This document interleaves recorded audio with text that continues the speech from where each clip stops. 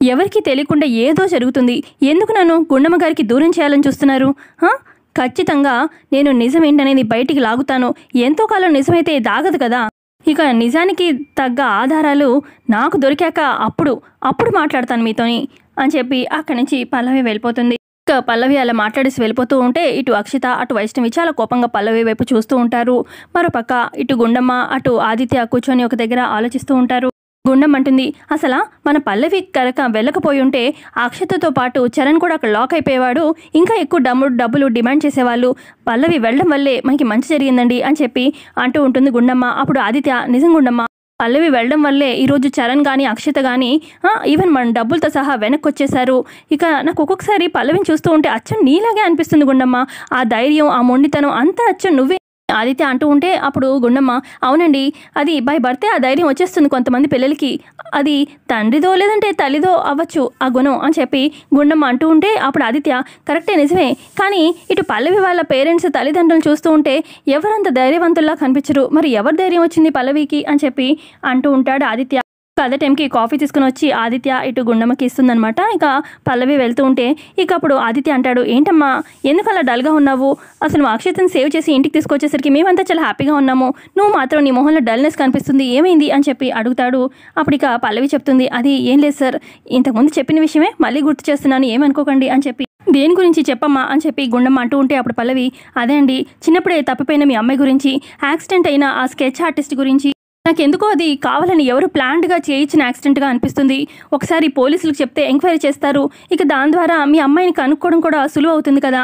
ఇక నాకైతే ఖచ్చితంగా మీ అమ్మాయికి దొరుకుతుంది ఈ ఆధారం బట్టి అనిపిస్తుంది. అందుకే చెప్తున్నాను ఎన్నిసార్లు అని చెప్పి అంటుంది పల్లవి. తర్వాత మీ ఇష్టం అని చెప్పి పల్లవి అక్కడి నుంచి వెళ్ళిపోతుంది. ఆ తర్వాత ఆదిత్య అంటాడు, ఎందుకని పదే పదే అదే విషయం చెప్తుంది మనకి అనగానే, ఏమో అండి, పదే పదే అదేగా చెప్తుంది. అయినా అప్పుడు యాక్సిడెంట్ అయినప్పుడు మనం కూడా ఇలాగే అనుకున్నాం కదా. మీ ఫ్రెండ్ పోలీసే కదా, ఒకసారి ఫోన్ చేసి చెప్పండి, ఎంక్వైరీ చేయమని చెప్పండి, సీసీటీవీ ఫుటేజ్ అదంతా తెలిస్తే మనకు కూడా ఏంటనేది క్లారిటీ వస్తుంది కదా అని చెప్పి గుండమ్మ చెప్తే ఇక సరే అన్నట్టుగా అంటాడు ఆదిత్య. ఇప్పుడే ఫోన్ చేస్తాను అని చెప్పి ఆదిత్య వాళ్ళ ఫ్రెండ్కి కాల్ చేస్తాడనమాట, ఎస్ఐకి. రే నీ హెల్ప్ కావాలరా అనగానే, చెప్పరా ఆదిత్య, చేస్తాను అని చెప్పి ఆ ఎస్ఐ అంటాడు, ఏం లేదు, 1 month బ్యాక్ ఒక స్కెచ్ ఆర్టిస్ట్ ద్వారా మా అమ్మాయి ఎలా ఉంటుంది, తప్పైన అమ్మాయి అని చెప్పి కనుక్కోవడానికి స్కెచ్ గీయించాము. అయితే అతను మా దగ్గరికి వచ్చే టైంలోనే యాక్సిడెంట్ అయ్యి ఇక ఇదంతా కోమలో వెళ్ళడం ఇదంతా జరిగింది. అందుకే మాకు అసలు కావాలని ఎవరైనా యాక్సిడెంట్ చేయించారా ఏంటనేది తెలుసుకోవాలని అనగానే, మీకెందుకు డౌట్ వచ్చింది అని చెప్పి ఆ పోలీస్ అంటాడు. అప్పుడు గుండమ్మ ఫోన్ తీసుకొని, అది ఏం లేదన్నయ్య, మేము చిన్నప్పుడు మా అమ్మాయి తప్పిపోయిన దగ్గర నుంచి ఇక ప్రతిసారి మా అమ్మాయికి చేరువవుతున్నాము, ఇంకా మా అమ్మాయిని తెలుసుకుంటామన్న టైంకి ఏదో ఒకటి జరిగి ఆధారం కోల్పోతున్నాము, అందుకే మాకు డౌట్ వస్తుంది అని చెప్పి గుండమ్మ అంటుంది.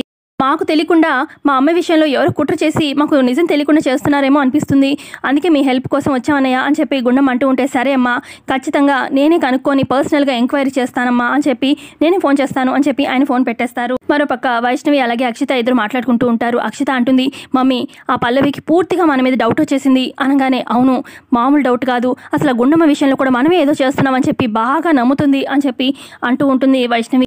ఆ పల్లవి ఎక్కువ కాలం ఇంట్లో ఉండడం మనకైతే మంచిది కాదు అని చెప్పి వైష్ణవి అంటూ ఉంటే, కానీ పెద్దమ్మ పెదనాన్న దాన్ని నెత్తి మీద ఎక్కించుకున్నారుగా, వదలట్లేదు అని చెప్పి అక్షిత అంటూ ఉంటే, మనమే దాన్ని దింపి అవతల పడేసేలాగా మనం ఏదో ఒకటి ప్లాన్ చేయాలి బేబీ అని చెప్పి అంటుంది వైష్ణవి.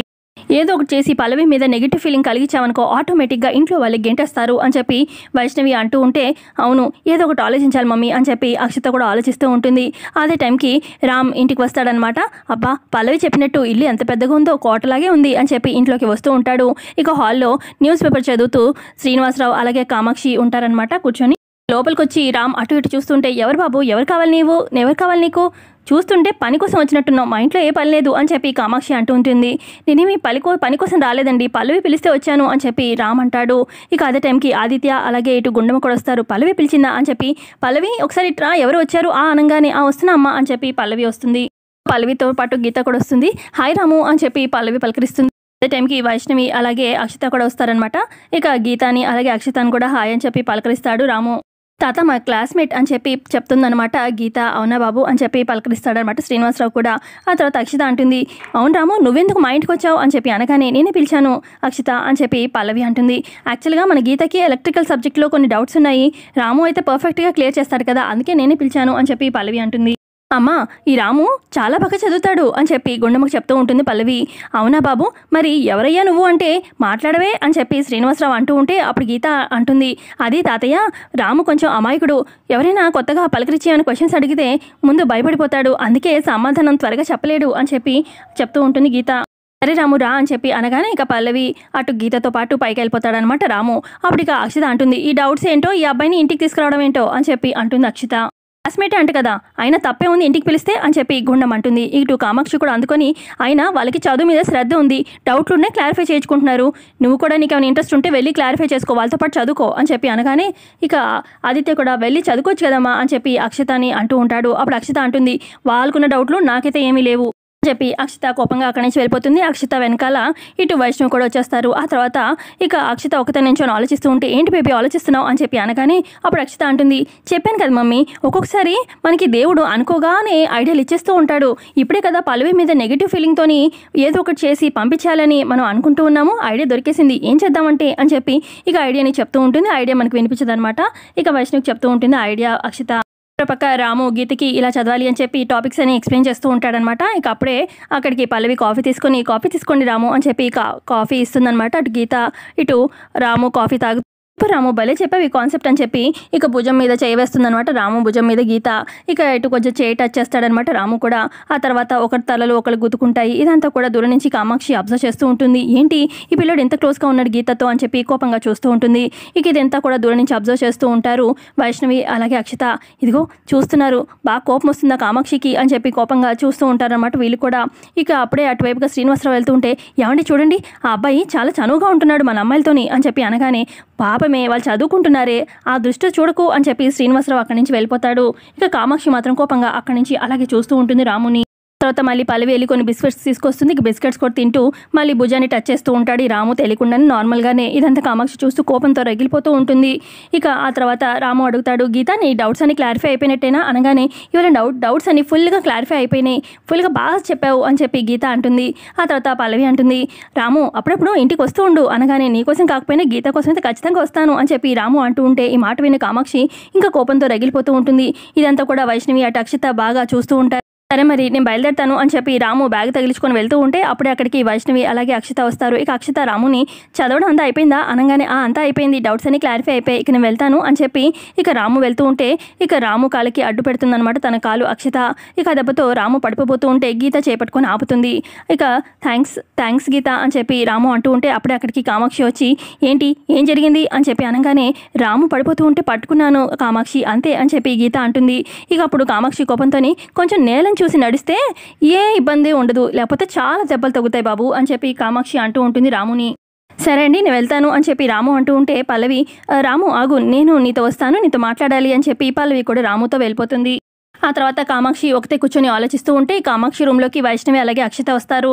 ఇక అప్పుడు వైష్ణవి అందుకొని ఇలా అంటుంది, పెద్దవారయ్యుండి మీరు ఇలాగా కామ్గా ఉండడం ఏమీ బాగాలేదు అత్తయ్య అనగానే, ఏ విషయం గురించి అని చెప్పి కామాక్షి అంటూ ఉంటే అప్పుడు అక్షిత అంటుంది, అసలు ఆ పల్లవి అంటే తెలివిగా పెద్దమ్మ పెదనాన్న వాళ్ళని బుట్టలో వేసేసుకుంది, నీకు మాత్రం ఏం అర్థం కావట్లేదా ఏంటి అని చెప్పి అంటూ ఉంటుంది అక్షిత. అసలు మీరు ఏం మాట్లాడుతున్నారో నాకేం అర్థం కావట్లేదు అని చెప్పి కామాక్షి అంటూ ఉంటే అప్పుడు వైష్ణవి అంటుంది, ఈడొచ్చిన పిల్లకి రాత్రిపూట ఆడెవడో ఎవరో వచ్చి డౌట్స్ క్లారిఫై చేస్తూ అలా క్లోజ్గా ఉండడం మీకేం తప్పుగా అనిపించట్లేదా అని చెప్పి అంటూ ఉంటుంది వైష్ణవి. అప్పుడు కామాక్షి అంటుంది, సబ్జెక్ట్లో ఏవో డౌట్లు అంట, అందులో తప్పు పట్టడానికి ఏం లేదులే అని చెప్పి అంటుంది కామాక్షి. అప్పుడు అక్షిత, డౌట్లు క్లియర్ చేయడానికి వచ్చాడా, పల్లవి బాగానే చదువుతుందిగా, అప్పుడు పల్లవి డౌట్స్ క్లియర్ చేయొచ్చుగా, ఆ అబ్బాయి రవాలా ఏంటి అని చెప్పి అడుగుతుంది. ఇటు వైష్ణవి కూడా అంటుంది, ఒకవేళ పల్లవికి డౌట్స్ క్లారిఫై చేయలేకపోయిందే అనుకో, ఫోన్లో అడిగి ఆ అబ్బాయిని కనుక్కోవచ్చుగా, ఇంటికే పిలిపించాలా అని చెప్పి అంటూ ఉంటుంది వైష్ణవి. ఇక అలా చెప్తూ ఇటు కామాక్షికి కోపంతో రగిలిపోతూ ఉంటుంది. ఇటు అక్షిత మళ్ళీ ఇలా అంటుంది, అసలు నేను ఎవరినైనా మా ఫ్రెండ్స్ని ఇంటికి పిలవాలి కలవాలి అని చెప్పి అనుకుంటే మా మమ్మీ పర్మిషన్ అడుగుతాను, లేదంటే నీ పర్మిషన్ అడుగుతాను, అసలు ఆ పల్లవి ఇల్లా ఏంటి దాని ఇల్లా ఏంటి, ఎవరైనా అడిగిందా పర్మిషన్, ఏమీ లేదే, డైరెక్ట్గా వాడిని ఇంటికి పిలిపించేసింది, అసలు ఏదో దాని ఇల్లులాగా అని చెప్పి అక్షిత అంటూ ఉంటే ఇక కోపంతో రగిలిపోతూ ఉంటుంది కామాక్షి. ఇంతే అండి ఎపిసోడ్లో చూపించింది. సో కమింగ్ ఎపిసోడ్లో ఇంకేం జరుగుతుందో తెలుసుకుందాం. వీడియో నచ్చితే లైక్ చేయండి, కొత్తగా సబ్స్క్రైబ్ చేసుకోండి. Thanks for watching.